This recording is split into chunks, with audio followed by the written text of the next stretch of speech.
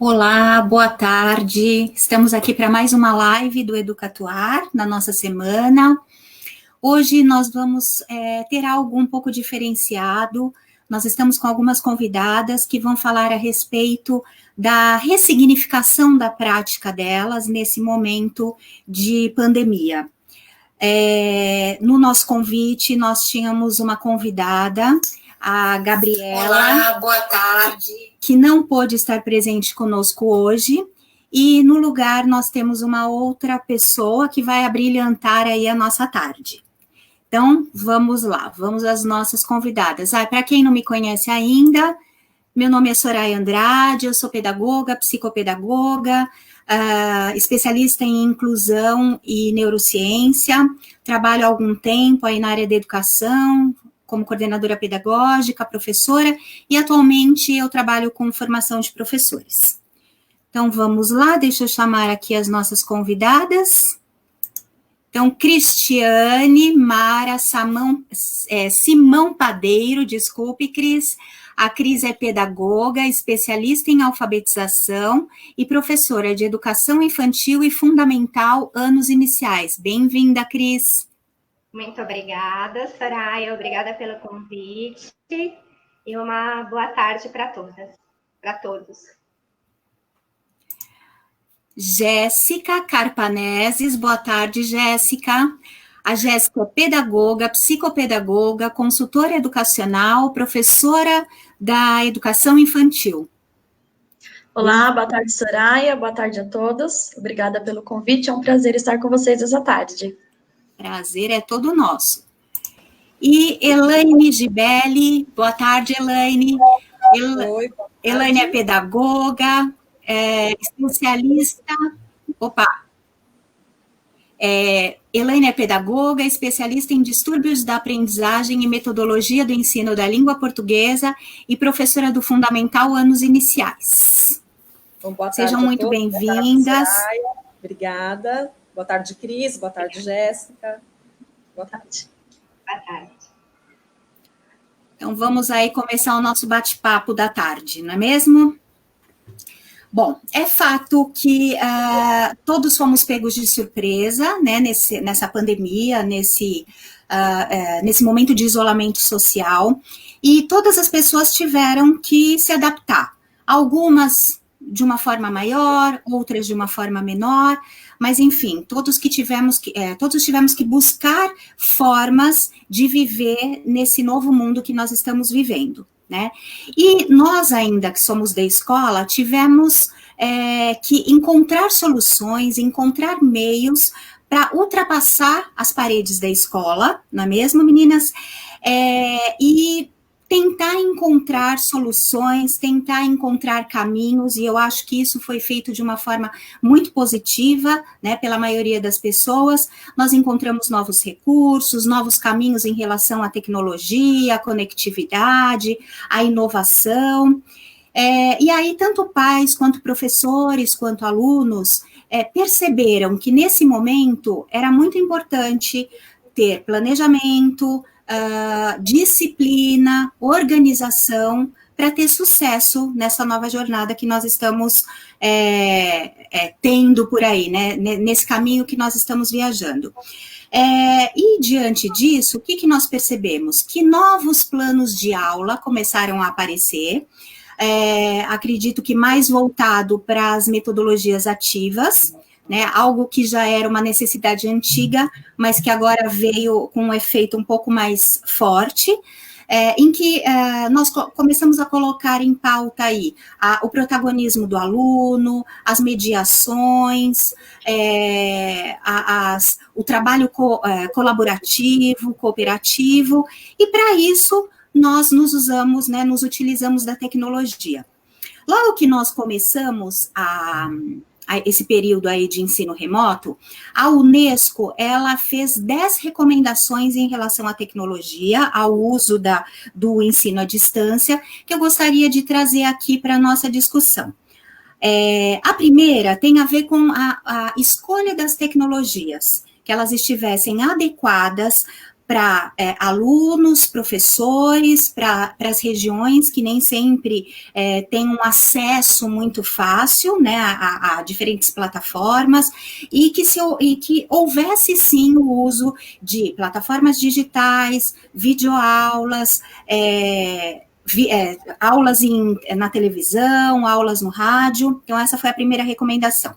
A segunda recomendação tem a ver com a implementação de práticas inclusivas, que dessem conta dos alunos de baixa renda, dos alunos sem dificuldade, que têm um acesso tranquilo, para aqueles alunos com uma deficiência e para aqueles alunos com uma dificuldade de aprendizagem. A terceira recomendação, bastante importante, se volta para a atenção à segurança e à proteção de dados, para que não houvesse a violação, vamos dizer assim, da privacidade dos alunos. A quarta recomendação foi em relação à prioridade que se deve ter aos desafios psicossociais antes dos problemas educacionais. A próxima recomendação tinha a ver com a organização do calendário, que estivesse voltado para um currículo já pré-determinado ou um currículo antigo, mas que nada fosse novo e que fossem usadas metodologias adequadas para o ensino remoto e não a uma comunicação presencial. Uma outra recomendação se referia ao apoio a pais e professores no uso das tecnologias.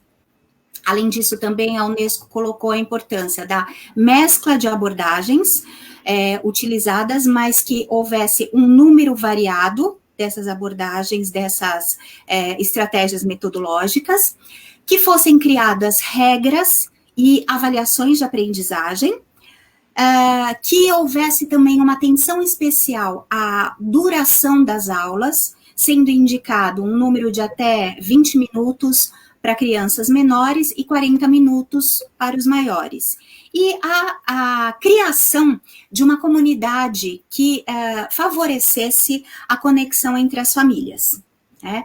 E aí, diante desse cenário, o que a gente percebe? A gente consegue pensar em 4 frentes de discussão aqui hoje na nossa tarde. A primeira tem a ver com a diferença muito grande, a desigualdade muito grande em relação à escola pública e à escola particular. Foi feita uma pesquisa do Todos pela Educação que mostrou que na escola pública apenas 66% dos alunos têm acesso às plataformas digitais, à tecnologia. E na escola particular, 92% têm esse acesso. Então, é uma diferença muito grande. E aí a gente nota que as crianças da rede particular acabam tendo muito maior acesso às videoaulas, ao trabalho de monitoria, aos grupos de trabalho, a reuniões individuais que o professor possa ter com essa criança e com as famílias, né? Embora nós não podemos esquecer que existem muitas escolas públicas que têm desenvolvido um trabalho muito bom, com professoras muito engajadas, professores muito engajados, né, que têm feito de tudo para que a aprendizagem de seus alunos seja significativa. E eu acredito que a Cris vai poder dizer muito bem isso, né, Cris?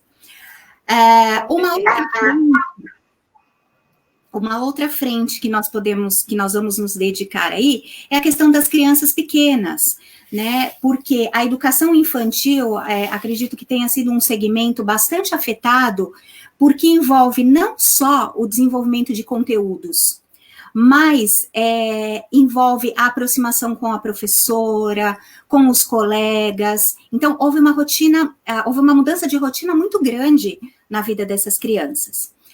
Uma terceira frente que seria o tempo dedicado ao acesso à tecnologia, né, às aulas. Então, as discussões que têm sido feitas hoje em dia em relação a quanto tempo uma criança deve ficar exposta às aulas no computador. Algumas escolas estão dando aula remota o tempo todo, outras não dão, outras fazem plantão. Então, isso tudo dependendo do contexto, dependendo da realidade de cada um, né?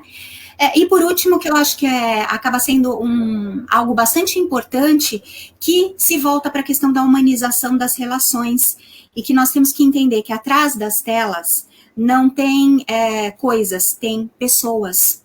E aí é muito importante a gente entender que essas pessoas, essas crianças, esses adolescentes, esses jovens, precisaram se adaptar de uma forma muito rápida, né, a lidar com o novo, a lidar com o erro, a enfrentar o desconhecido. Então, tudo isso gerou um impacto muito grande, né? Dizem que toda crise traz um ensinamento para nós. E eu vejo que sim, eu acho que o importante nesse momento é a gente perceber que não dá mais para voltar atrás na educação, que isso trouxe muitos benefícios, né? E que cada um, na sua realidade, foi capaz de reinventar a sua prática, encontrar novos caminhos, engajar os seus alunos, para que a gente pudesse dar continuidade aí esse processo de ensino-aprendizagem.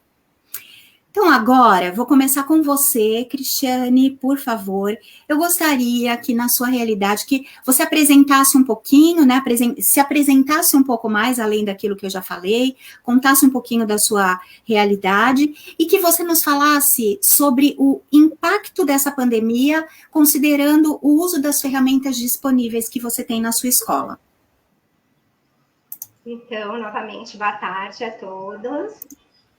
Eu vou falar um pouquinho, rapidamente, né, da minha trajetória, né? Eu venho de muitos anos de educação privada e eu tenho agora 5 anos em que eu ingressei na educação pública. Então, eu trabalho atualmente no MEMEI, trabalho com educação infantil. E, assim, tirando as coisas muito, muito importantes, né, que a gente às vezes leva esse lado da pandemia pelo lado negativo, mas eu prefiro tirar isso como um aprendizado e como uma abertura, de repente, para o novo. E é assim o que a gente está procurando fazer.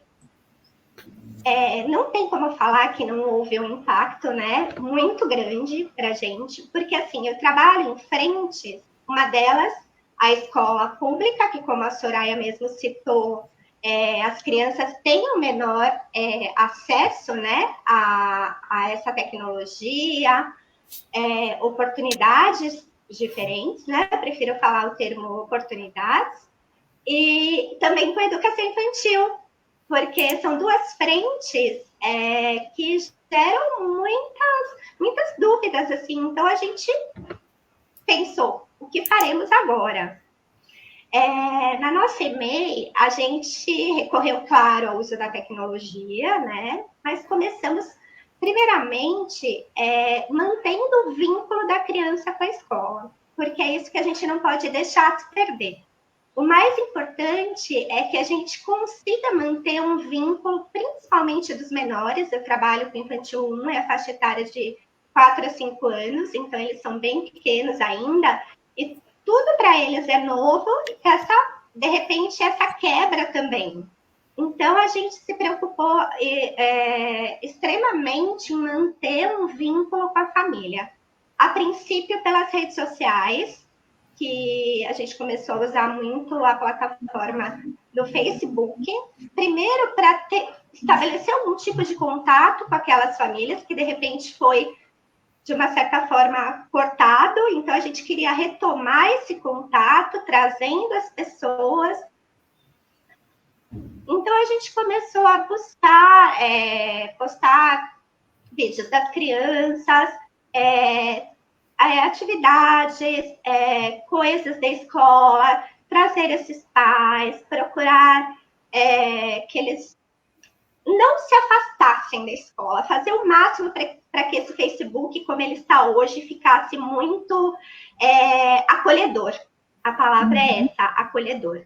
Então, a gente começou a trazer esses pais, muitas dúvidas surgiram, muitos questionamentos em relação a tudo, né? Em relação a como usar as plataformas e de que maneira isso ia impactar a educação infantil. Então, a gente começou nesse acolhimento aos pais, primeiro pela plataforma do Facebook, trazendo esse carinho, né?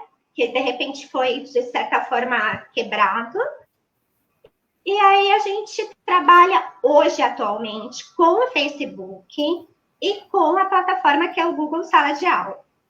Aí surge aquela outra questão. Como, né, fazer com que os pais acessem? Porque a gente criou um planejamento muito, muito acolhedor, muito próximo às crianças. A gente tem um documento norteador, né, que se chama Trilhas de Aprendizagem. Então, a gente procura seguir esse documento. Ele foi entregue à maioria dos pais, eles receberam isso impresso, e é nele que a gente baseia todo o nosso trabalho, todo o nosso percurso. Juntamente com o Google Sala de Aula, a gente procura levar o nosso projeto da escola para frente, né? Trabalhando com as interações, e aí vem aquele outro desafio. Como trabalhar a interação por meio do computador, né? Por meio das redes sociais.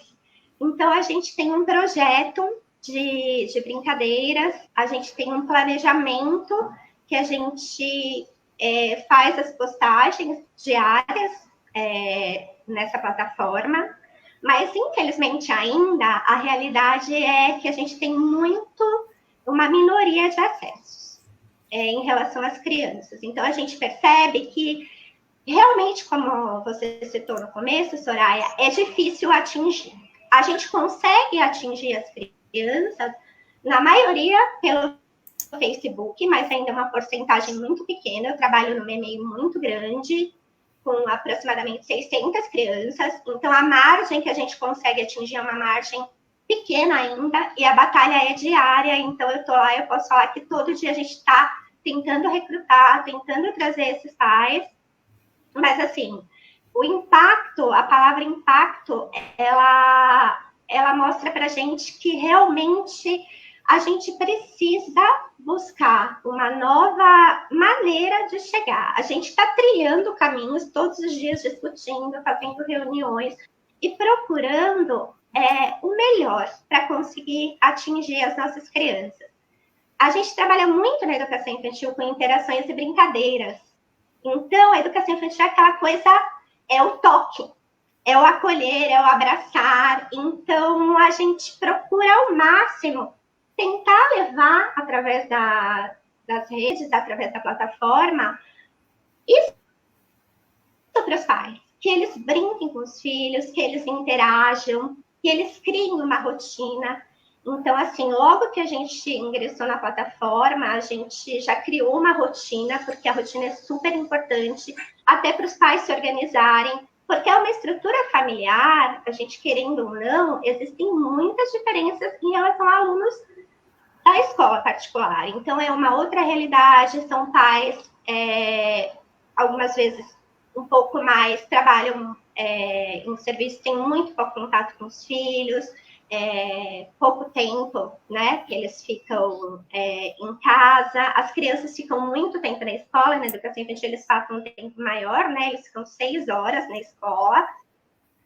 Então, a gente tenta fazer com que esses pais realmente se abram para essa nova fase, porque eu acho que isso vem, de certa forma, para ficar. Independente do isolamento ou não, a gente vai ter que entrar nisso, a gente já entrou nisso e a gente vai continuar.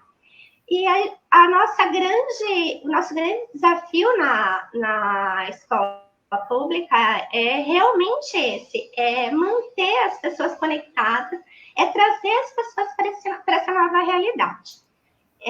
Os que chegam deixam para a gente assim, experiências maravilhosas, o retorno, né? A gente tem um retorno das mães, muitas mães filmando as crianças em casa, mandando fotos, participando, fazendo amarelinha com o que eles têm, criando brinquedos. A gente propõe várias propostas simples que as crianças possam realmente conseguir participar, ter acesso. Então, assim, é uma coisa que é é um desafio diário. Eu estou aqui abrindo meu coração e falando para vocês, porque é algo que eu penso todo dia. Como que a gente consegue essa proximidade maior? A gente pensa, né, que ali a escola é aquele espaço, a escola começa ali e acaba ali. E agora a gente vê que não, que a escola ela está entrando dentro da casa de cada um, dentro mesmo ali do seu quarto, da sua sala, da sua residência, e a gente está tendo que inovar e buscar alternativas. Então, assim, é um desafio diário, mas é um desafio enriquecedor. E dele a gente tem que tirar as melhores coisas, as melhores lições, se reinventar enquanto professor, enquanto ser humano. E o retorno ainda é pequeno, mas eu acredito que a gente buscando e a gente indo atrás disso todos os dias, a gente vai conseguir um retorno maior e nunca deixar isso se perder. A maior preocupação realmente da escola, da EMEI, era manter o contato com os pais e não deixar esse vínculo se quebrar. Então, a gente está nesse caminho, nessa luta, é uma batalha diária. A gente dá muitas sugestões, surgem muitas dúvidas dos pais de como fazer, de repente, é uma brincadeira, mas eu não sei, como que eu vou brincar com meu filho, né? Geralmente eles têm aquela vida mais corrida, não tem muito tempo, e aí os pais também estão se reinventando. Então, isso é uma coisa muito legal e muito importante. A gente fica muito feliz com o pequeno retorno que a gente tem, mas isso para a gente significa algo muito grande.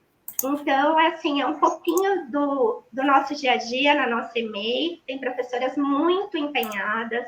A gente fica ali pensando diariamente no que fazer. É sofrido, é difícil, mas a gente está ali tentando ao máximo conseguir trazer as nossas crianças. E o retorno ainda, por menor que seja, já para a gente já é algo muito grande, porque realmente é tudo muito novo para eles. E como dizem, né, Cris? Não conseguimos, no amor, conseguimos na dor, né? Então, realmente, essa mudança que nós queríamos tanto, ela era lenta, gradativa, só que, de repente, ela precisou fazer parte do dia a dia de todo mundo, e não só dos professores e dos alunos, mas das famílias. Uma das nossas seguidoras comenta aqui, que é difícil para o professor, imagine para as crianças e para os seus pais que tem que dar conta da rotina da casa também, que foi algo que nós falamos na live da semana passada, que foi sobre a relação escola-família, né, o quanto isso tem sido desafiador para todo mundo, né, e tem duas perguntinhas aqui para você especificamente, mas a gente vai deixar para o chat mais para o final, tá bom? Vamos ouvir as duas outras convidadas e depois a gente passa para as perguntas, tá? Jéssica, agora vamos lá, com você. Que experiência que você pode compartilhar conosco da sua realidade de educação infantil em relação às ferramentas digitais, avaliação, as relações socioemocionais? Conta pra gente, por favor. Então, Soraya, na verdade eu atuo na educação infantil há 10 anos, numa escola da rede particular. Eu também já trabalhei com formação de professores da rede municipal de Guarulhos. Então, eu tive ali um tempo de convivência na rede pública e aí tenho todo esse período também na rede particular. Concordo muito com a Cris, tem sido um baita desafio, é uma grande novidade para nós educadores e para os pais lidarem com essa tecnologia, lidarem com o distanciamento. A gente tem escolas vazias que antes eram preenchidas, né, pelas crianças, pela energia, pela vivacidade, pelo movimento constante. E agora todo esse movimento foi para casa. Então, o nosso maior desafio é, de fato, trazer a escola para dentro da casa das crianças, aproximar ainda mais a escola das famílias e construir um vínculo, né, que permita que as crianças troquem, que nós troquemos com as famílias e que, de certa forma, a gente contribua para que esse período tão novo seja menos difícil, né, para todos nós. Bom, quais foram as práticas adotadas na nossa escola? Eu trabalho nessa escola de educação infantil e, na verdade, lá nós seguimos a linha construtivista e nós não temos metodologia baseada em apostilas. Nosso trabalho é pautado na literatura, no brincar e na vida imaginativa.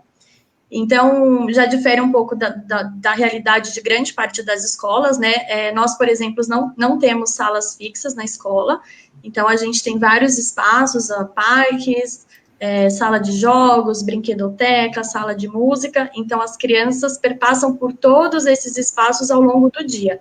Então, nós dividimos a nossa grade em 30 minutos, então cada turma fica 30 minutos em um espaço. E aí a professora faz as atividades, segue o seu cronograma ali pensado para aquela turma. E aí, falando da nossa realidade de pandemia, como que a gente pensa, né, para a educação infantil, como que a gente leva esse trabalho que já, de certa forma, era bem diferenciado para casa? Um dos nossos recursos principais, que foi mais utilizado pela escola e que, assim, até agora tem dado certo, tem sido o WhatsApp. A secretaria da escola criou grupos no WhatsApp com cada turma. Então, cada turma tem o seu grupo e via WhatsApp eles recebem vídeos, conteúdos informativos da escola. E aí vem o nosso trabalho de professora, né? O que a gente faz agora, né? Vem a dúvida, e agora? Então, como nós sempre usamos o brincar lá na escola, a gente faz com que esses vídeos também aconteçam brincantes. Então, como que nós organizamos?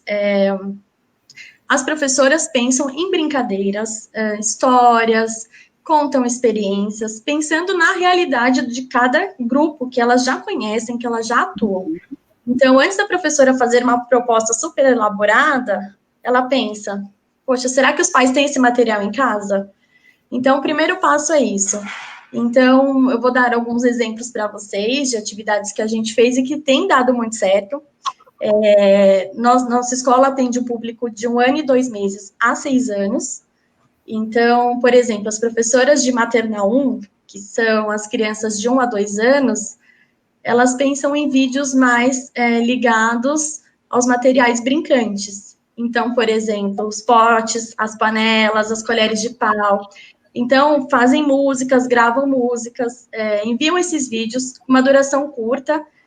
Pela orientação da Unesco seriam 20 minutos, mas às vezes a gente acaba fazendo até menos, 5, 8 minutos no máximo, depende do vídeo, né?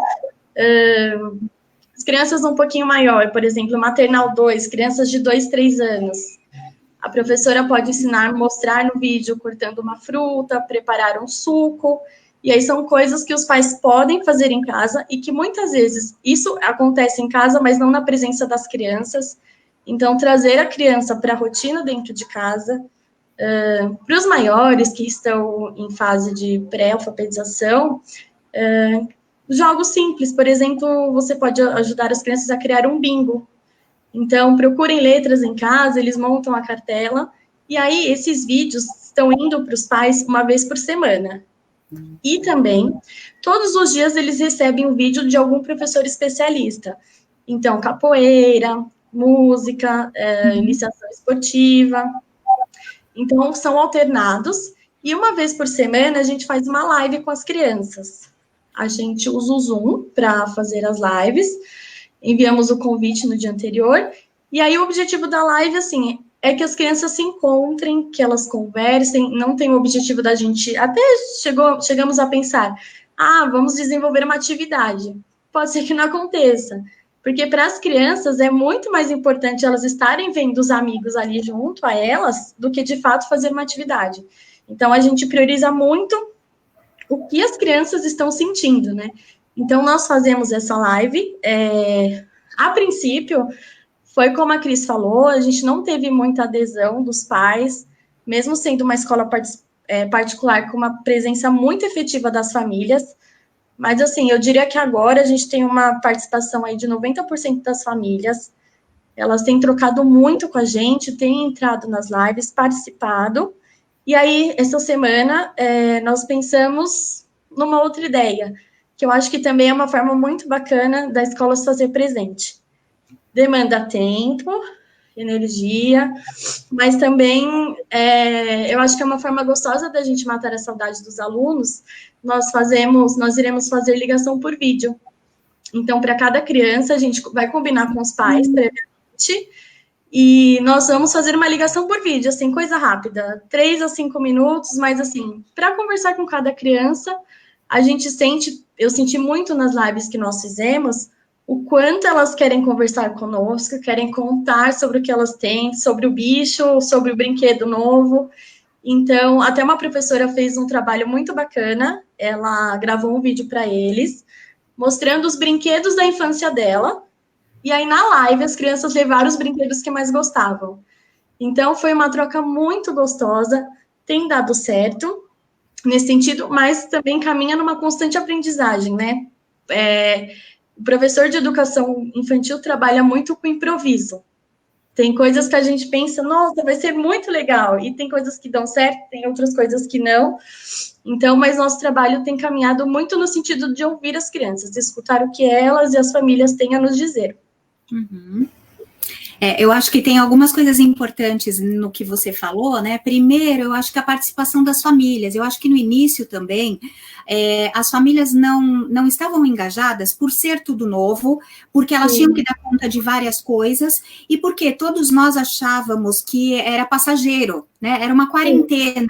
Depois de 40 dias, tudo passa e nós voltamos ao normal. E agora, não é isso que tem acontecido, né? Então, existia aí a previsão de volta para julho, depois de volta para agosto, agora nem isso. Então, os pais percebem que eles têm realmente que se engajar, né? E eu acho que nesse momento, nunca foi tão presente, nunca os pais foram tão presentes do que ultimamente, né? Sim. E acho que a questão da experimentação também é algo muito importante, né, nessa faixa etária, e também o fato de que, perpassando todas essas brincadeiras, todas essas experimentações, vocês trabalham com as áreas, né, que vocês precisam desenvolver com as crianças, né? Então, muito rica aí a sua apresentação, viu, Jéssica? Tem uma perguntinha aqui também para você, vou deixar para depois, tá bom? Agora vamos para a Elaine. A Elaine é uma outra realidade, né, Elaine? De ensino fundamental, e aí que eu acho que acaba... eu acho que existe uma restrição maior em relação ao trabalho com conteúdos, com desenvolvimento de habilidades aí, né? Então, eu queria saber, assim, quais foram as inovações, quais as possibilidades que você encontrou na sua realidade do fundamental? Bom, então, eu acho que essa pergunta que você está fazendo, ela abre um caminho para duas frentes, né? Que são as possibilidades e a questão da inovação também. Então, eu acho que tudo começou pela necessidade que nós tivemos de reinventar o nosso próprio planejamento.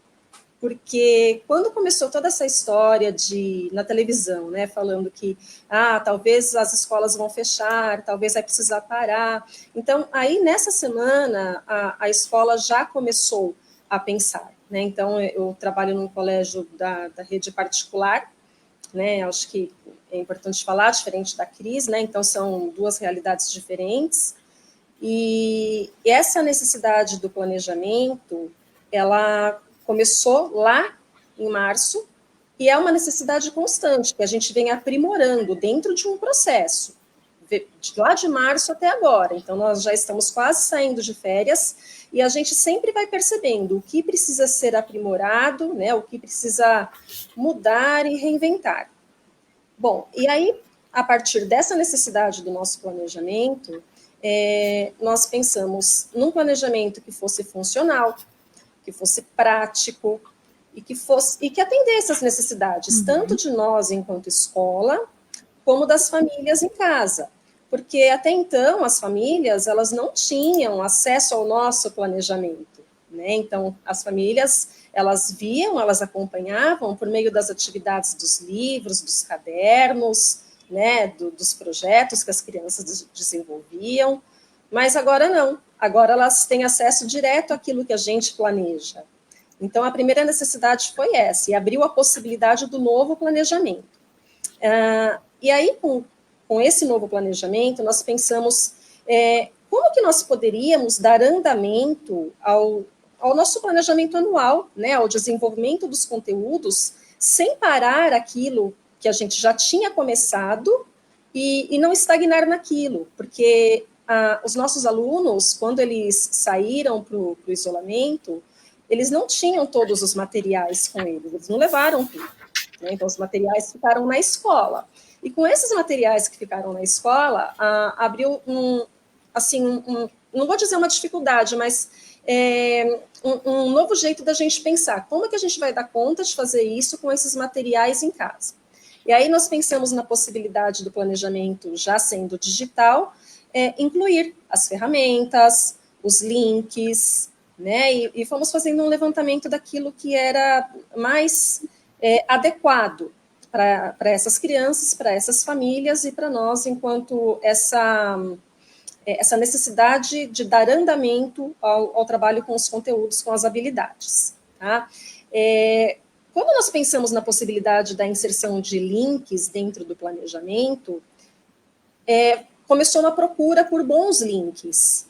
Então, mais ainda do que já era, porque procurar bons links a gente sempre procura, né? Quando a gente está no presencial e a gente vai para a aula, a tecnologia já está inserida. Então, quando você vai fazer uma apresentação para as crianças, enfim, várias tecnologias já estão inseridas. Até mesmo porque o nosso colégio trabalha muito com a questão das metodologias ativas também. Então, a tecnologia já é constante, é algo que eles já têm o hábito, né? Mas esse planejamento indo para casa, veio essa necessidade de ter esses links mais adequados ainda. E aí, veio a questão da gente perceber o que seria mais válido também. Veio a questão das escolhas, né? Essas escolhas de como vamos fazer? Vamos trabalhar só com links, vamos trabalhar com aulas síncronas, vamos trabalhar com aulas assíncronas, né? E aí a gente, dentro da nossa equipe, né, a gente foi conversando e fomos fazendo as melhores escolhas. E aí, dentro de todos os critérios que nós levantamos, nós resolvemos trabalhar com as videoaulas, né? Então, para as crianças, nós optamos pelas videoaulas. Nós temos com eles também as lives, que acontecem uma vez por semana, assim como na escola da Jéssica, né? Também não tem o objetivo de dar uma aula para os alunos, não é isso. O nosso objetivo é justamente essa aproximação das crianças, para que eles conversem, para que eles se vejam, para que a gente mantenha as nossas relações, né, do professor com o aluno, dos alunos com eles próprios, e essas lives, elas trabalham muito essa questão socioemocional, bastante. Hoje, por exemplo, eu fiz live com eles, né, então é uma live de 30 minutinhos, que é o tempo que a gente acha que é um tempo adequado, que é um tempo que eles permanecem concentrados, o tempo de tela deles, né? Porque uma coisa é você pensar que a criança tem um tempo de tela para as brincadeiras dela, com os jogos dela, né? Com os amigos. E outra coisa é pensar no tempo de tela dela para uma atividade escolar, né? A diferença é muito grande. E também nós escolhemos fazer atendimentos com as famílias. Plantões mesmo de atendimento, porque lá no nosso colégio a gente tem essa preocupação de fazer pelo menos um atendimento com cada família durante o ano. E aí nós pensamos que não poderia ser diferente, né? Não é porque estamos em isolamento que vamos deixar de dar essa atenção às famílias e saber como as crianças estão, como elas estão recebendo esse planejamento, como que está essa rotina delas, né?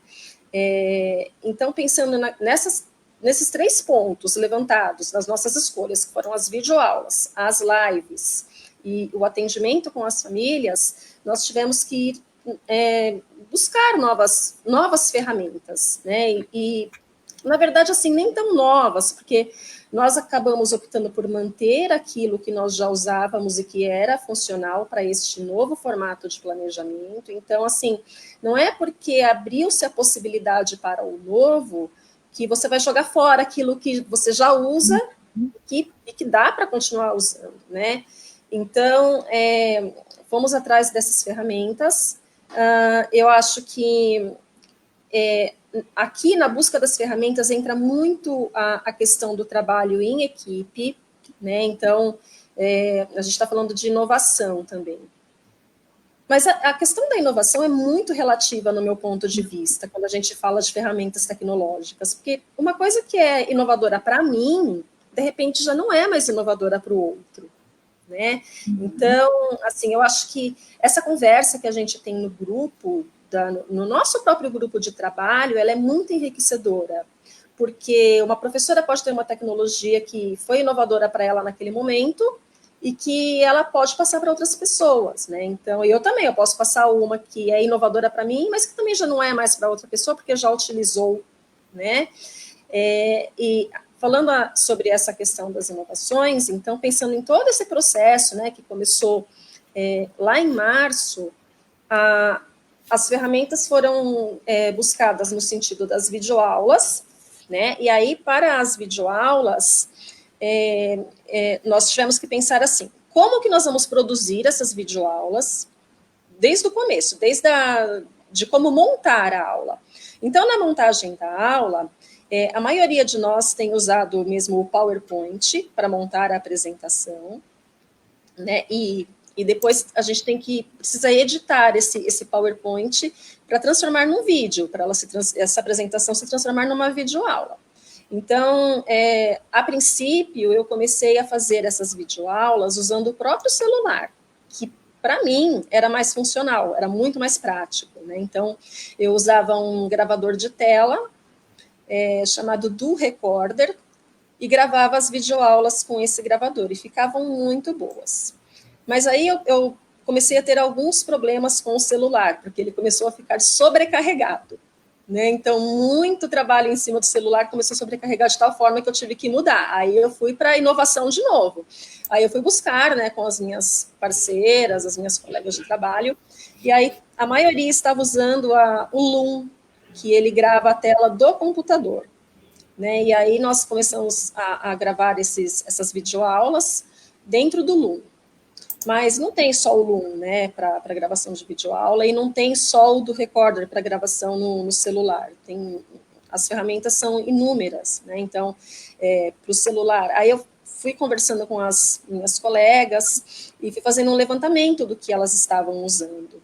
Então, assim, para a edição no computador tem o Loom, que é o que nós mais usamos. Algumas professoras usam o Screencastify, que elas gostam bastante também para a produção dessas videoaulas. Outras usam o próprio Movie Maker, quem ainda tem, né, o Movie Maker para fazer a edição desse vídeo, né, e gravar. E no celular tem um aplicativo que é muito usado por uma das professoras nossas, que ela faz vídeos maravilhosos, ela usa o InShot para a produção dessas videoaulas no celular. Então, assim, você tem que começar a buscar. É para computador, é para celular, porque, querendo ou não, nós estamos nessa realidade agora. A gente sai do celular para o computador, do computador para o celular, né?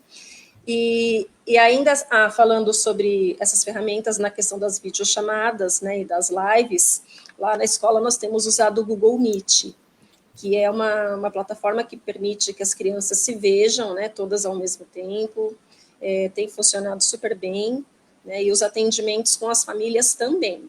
Então, a gente envia o link para as crianças, para as lives. Os links, eles vão no nosso próprio planejamento. Então, o nosso planejamento, ele ficou todo organizadinho, enxuto, dentro de uma tabela que as crianças recebem na segunda-feira de manhã. E já organizado, cada coluna é um dia da semana. E dentro dessas colunas, eles têm tudo. Eles têm a orientação da aula, eles têm os links das videoaulas, que eles já clicam e já abrem direto nas videoaulas. Eles têm também os links de apoio que nós mandamos, né? E esses links de apoios, também utilizamos ferramentas. Então, por exemplo, o YouTube Educação, né? Eu tenho procurado muitos links de vídeos, de tudo que está relacionado aos conteúdos que nós estamos desenvolvendo com eles, essas habilidades, no YouTube Educação, porque lá eu tenho uma segurança maior, né? São vídeos que já foram vistos, revisados pela Fundação Lehman, então dá uma segurança maior para a gente.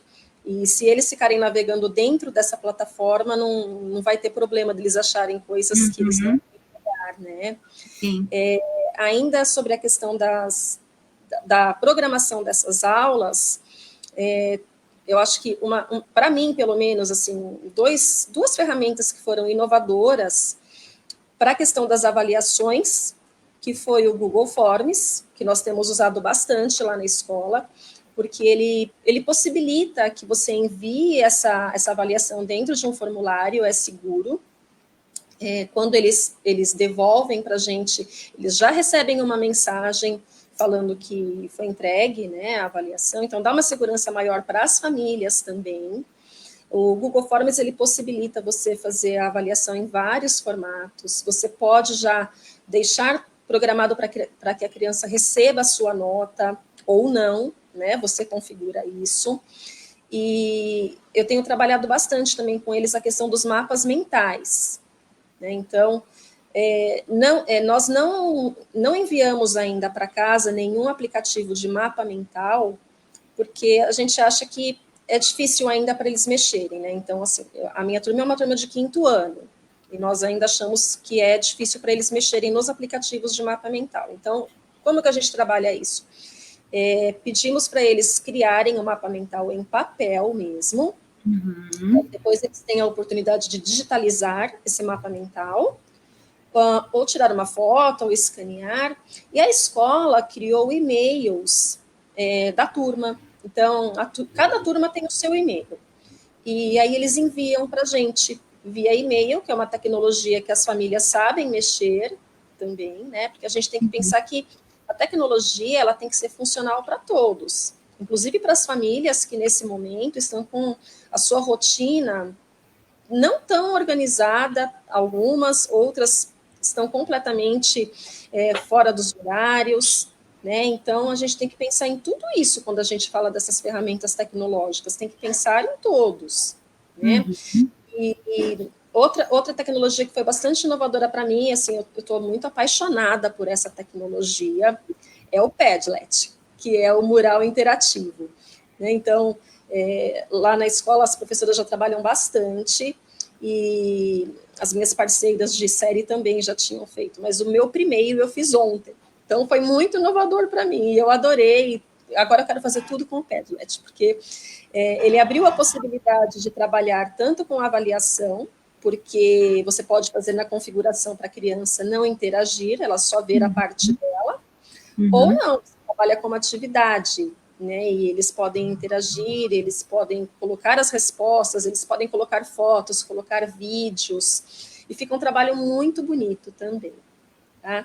Então, eu acho que é isso, mas, assim, a questão da união da equipe é muito importante, né, porque um completa a ideia do outro, e assim a gente abre as possibilidades e vai em busca das inovações.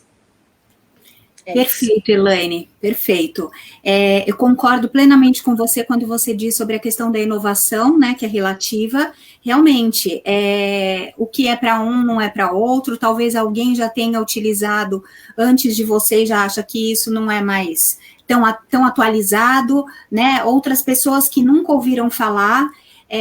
Uma das colocações aqui do nosso chat também foi isso, né, da importância desse professor sair da caixa, né, ficar fora da caixa, de inovar e de ser aberto ao novo, né, como eu falei lá no começo.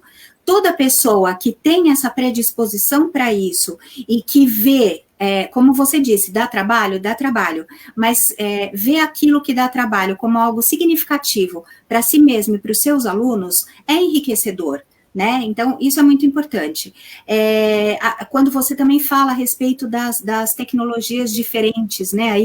E é diferente, e eu acho que assim, a gente tem que considerar essa diferença para diferentes contextos, né? De repente você usa uma tecnologia de ponta, mas que na verdade, na realidade da Jéssica, ela não é tanto por conta do desenvolvimento, do desempenho das crianças, né? Sim.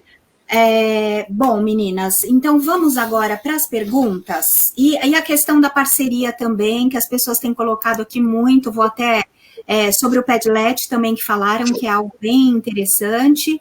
E a parceria, né? Porque sem a parceria de todos os membros da equipe, coordenação, direção, orientação educacional e os outros professores, nada funciona, né? Eu costumo dizer, eu falei até nas outras lives muito disso, é o ecossistema educacional, né? Com relação às ferramentas, eu coloquei aqui no chat que nós vamos disponibilizar. A Elaine, muito gentilmente, elaborou um material, né, Elaine? E ela vai disponibilizar, nós vamos colocar na página do Educatuar. E há 2 semanas atrás, nós também tivemos uma live que falava um pouco a respeito dessas ferramentas no dia a dia para o ensino remoto.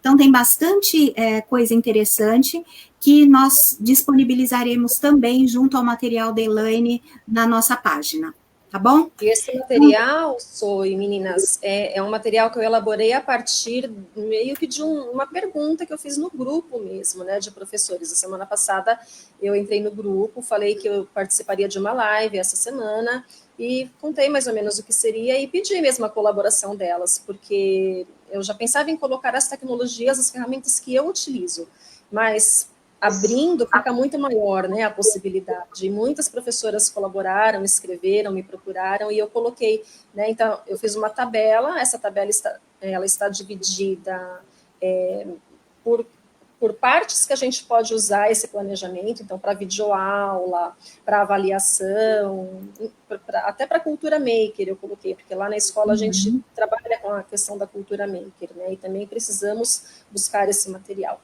Então, está tudo divididinho, bonitinho, e aí depois você disponibiliza na página. Perfeito, Elaine, agradeço a você. Então, vamos para as perguntas agora, que eu acho que tem perguntas aqui interessantes. Vamos lá. Primeiro, para a Cris.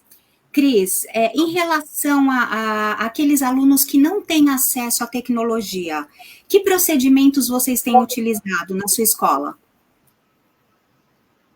Então, eu fico, né, ouvindo e pensando que existe ainda para a gente um abismo muito grande em relação a tudo isso, em relação, né, porque as meninas têm uma realidade, a Jéssica ainda falou que passou por um pouco de dificuldade, né, para que os pais chegassem a esse acesso, e a gente passa por uma dificuldade muito grande. Então, a gente pensou no Facebook como algo que, assim, a maioria tem e acessa, né? Então, a gente pensou até em carro de som, divulgando o Facebook da escola, pela região. A gente pensou em faixas. Porque, assim, quem não tem acesso, infelizmente, a gente não tem como atingir. É a realidade. Precisa, pelo menos, de um Facebook ou de um celular com acesso à internet, para a gente conseguir, né, chegar. Tem coisas maravilhosas, eu vejo, eu fico olhando, tudo isso que a Elaine falou, ai, que maravilha. Se a gente, né, conseguisse. Então, a gente está, assim, num caminho bem humilde mesmo ainda, com o Facebook, num investimento muito grande. Todo dia a gente faz postagens, posta brincadeiras, vídeos das professoras, tudo que a gente consegue, que é onde a gente consegue o maior número de acessos. Infelizmente, a gente não consegue atingir, eu não tenho como falar que a gente consiga. Aos pais que não têm essa ferramenta, que não dispõem de nenhuma ferramenta. Então, a gente fica nessa batalha, nessa angústia, mas assim, o Facebook tem dado um retorno, assim, para a gente, até que a gente considera relevante. O Google Sala de Aula ainda a gente está ali, galgando, então a gente faz propaganda dele no Facebook, mas, assim, infelizmente, para quem não tem, a gente não consegue atingir. A gente gostaria muito, o nosso maior anseio enquanto professor, é chegar em quem a gente não está chegando, mas, infelizmente, a gente ainda não conseguiu trilhar esse caminho. Uhum. Tem algumas informações aí de algumas escolas, né, de rede pública, que têm levado algumas caixas na casa dessas crianças, com alguns materiais, com algo que eles possam fazer que não usa tecnologia, como disse Elaine, do mapa mental na folha mesmo, né? Eu acho que, assim, são ideias, né, que podem ser adaptadas aí de acordo com a realidade. Mas essa questão do acesso à internet, a determinadas plataformas, é ainda uma grande barreira que nós podemos ver nesse momento, né? É uma barreira que a gente tem por. Exatamente. Olha, tem aqui uma pessoa dizendo que no Brasil todo tem pesquisas, só 20% dos estudantes têm acesso, 80% estão excluídos, faltam políticas públicas de acesso digital. Realmente, tem muitos municípios que não têm como oferecer esse acesso, né? Agora, a outra pergunta para a Jéssica, e aí acho que um pouco a Elaine pode contribuir, porque tem a ver com a educação infantil e o fundamental séries iniciais. A questão da evasão.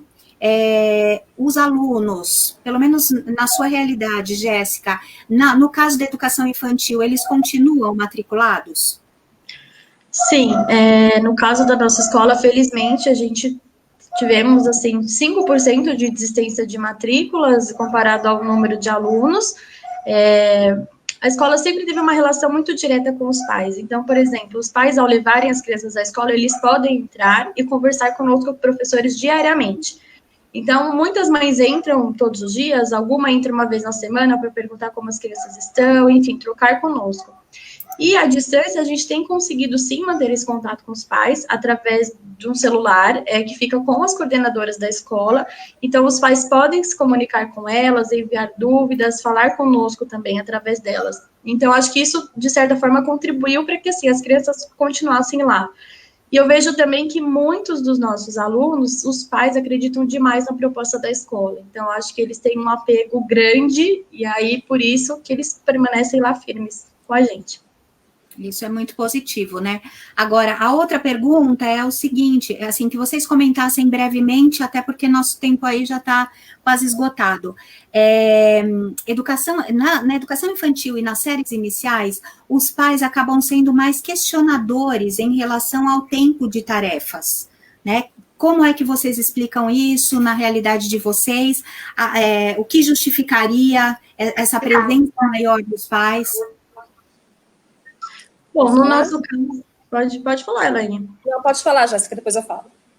No nosso caso, a gente seguiu a linha das atividades que a gente já faz na escola.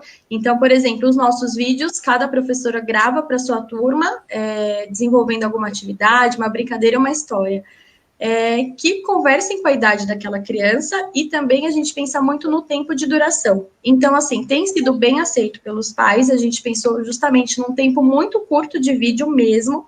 Então, que nem eu disse anteriormente, de 5 a 8 minutos, e na live esse assunto do vídeo pode ser retomado ou não. Então, o nosso cuidado tem sido muito no sentido afetivo, de troca, escola-família, e de que a gente permita, como escola, que a casa dessas crianças se torne um território brincante. Então, e para as nossas crianças, que já são as séries iniciais, lá na escola também tem educação infantil, né? Mas eu falo mais pelo meu segmento, que é onde eu atuo. Nós mantivemos a rotina de aula mesmo deles, né? Então, eles têm no dia as mesmas aulas que eles teriam na escola, nós mantivemos essa grade. Dentro de cada aula, nós mandamos as videoaulas ou os links de apoio, já pensando nessa questão do tempo deles também, né? Porque o tempo deles é uma preocupação muito grande para nós. Essa questão de manter a rotina, até o momento do lanche, do recreio, a gente coloca no nosso plano, né? Então, a hora de lanchar. Nós colocamos também alguns momentos para descontrair, nós temos a hora da história também no nosso planejamento, né? Então, é um momento que eles podem relaxar, fazer uma leitura. E tenho trabalhado muito com eles também dentro das aulas, essa questão da higiene mental, né, que a gente precisa fazer. Então, não dá para a gente ficar focado o dia todo, né, eles enquanto crianças. Não dá para eles ficarem focados o dia todo, da hora que eles levantam até a hora que eles vão dormir, fazendo as atividades. Então, isso tem que ser muito equilibrado, muito bem pensado. As nossas videoaulas já são maiores, né, do que as da realidade da Jéssica, porque já são alunos maiores. Então, elas variam aí num tempo de 10 minutos até 30 minutos no máximo, não passa disso, dependendo da habilidade a ser desenvolvida, né? E é isso, as famílias não têm reclamado, né? Pelo menos nada que tenha chegado ao meu conhecimento em relação a isso, tá? Muito pelo contrário, ainda hoje eu recebi um recadinho de uma mãe agradecendo pelo trabalho, né, e que o filho dela está se desenvolvendo com autonomia dentro dessa rotina, ele já consegue procurar se virar sozinho ali dentro do que é mandado, né? Então, acho que está bem equilibrado. E eu acho que essa questão, assim, do questionamento maior é porque as crianças menores, elas precisam de uma atenção também maior das famílias, né? Então, isso faz com que os pais observem mais o que tem sido feito, né? Cris, você quer falar alguma coisa que você está balançando a cabecinha? Fala assim. Assim, a nossa primeira preocupação também em relação às crianças menores foi justamente estabelecer uma rotina próxima à rotina que a gente tem na nossa EMEI, né? Uma rotina com os momentos de história, os momentos de construção de algum brinquedo, os momentos de descanso, os momentos de alimentação. Então, assim, uma rotina que estivesse... que eles, assim, de certa forma, conseguissem até reconhecer um pouco da escola ali em casa. Então, essa foi uma preocupação muito grande, foi a nossa primeira preocupação. Tanto que, assim, foi a primeira coisa que a gente falou assim, não, é o nosso ponto-chave para a gente conseguir, pelo menos, criar essa aproximação. E muitas crianças reconhecem, sim, eles sabem que lá no e-mail tem a hora da história, aí vai ter a hora da história também na rotina, a hora de brincar, a hora do parque, não o parque necessariamente, mas a hora de brincar. Então, a gente tenta aproximar da realidade deles também. Então, vai para a cozinha, de repente, as crianças, no nosso caso, a maioria, eles vivem, né, em lugares menores, em lugares pequenos. Então, eles estão próximos aos pais na cozinha, nas tarefas domésticas. Então, a gente procura usar tudo isso no nosso planejamento. Mas, assim, sempre trazendo essa questão da rotina que eu acho que é primordial. Principalmente para os menores, né? Porque para os maiores eu vejo a realidade das meninas. Tudo está muito mais claro, né? Para os menores tudo muito... até entender o que está acontecendo, inclusive. Então, era o que eu queria colocar. Sim. E o desafio permanece, certo? Porque não sabemos o que vem pela frente, como vem pela frente, né? Mas eu acho que o mais importante é que, assim, isso tem mostrado que a gente precisa entender o que acontece, reagir diante do que tem acontecido, né? Avaliar as nossas ações e replanejar, porque é um constante replanejamento. Eu acho que na fala de vocês, todas mostraram muito isso. A necessidade de repensar. A Jéssica falou, olha, para essa semana já mudamos as nossas estratégias, né? Então é isso. E uma das pessoas, uma das seguidoras também colocou que nós somos não só educadores, mas somos encantadores. Então faço dela as minhas palavras. Achei muito lindo isso. Muito obrigada pela contribuição. E hoje nós vamos ficando por aqui, agradecendo a todos que estiveram conosco, as meninas Elaine, Jéssica, Cristiane, viu? Muito obrigada por vocês terem aceito o convite, partilharem um pouquinho do trabalho de vocês, né? E acho que não tem receita mesmo, não é receita pronta. Nossa, hoje essa live foi para dar receitinha. Não, foi para compartilhar, foi para discutir, para ouvir o que o outro faz, ver se me interessa ou se não, né? Mas foi muito rico, eu agradeço. Tá bom, meninas? Para que a gente possa se aprimorar, né? E melhorar a cada dia, que é o nosso maior desejo, o nosso maior anseio enquanto educador. E a nossa busca não acaba nunca, né? Seja no presencial, seja nas aulas remotas. O professor sempre busca inovação, sempre. A gente se reinventa o tempo todo, né? E a cada conversa com cada educador, a gente aprende muito. Acabei de aprender muito com as meninas também. Nós também. Então, muito obrigada, meninas. E para os nossos seguidores, semana que vem nós estaremos aqui de novo, quinta-feira, às 17 horas. E agora falando sobre ferramentas digitais do ensino remoto para fundamental anos finais. Ok? Esperamos vocês. Uma boa noite. Obrigada. E até breve. Tchau, tchau. Tchau, tchau. Boa noite. Tchau.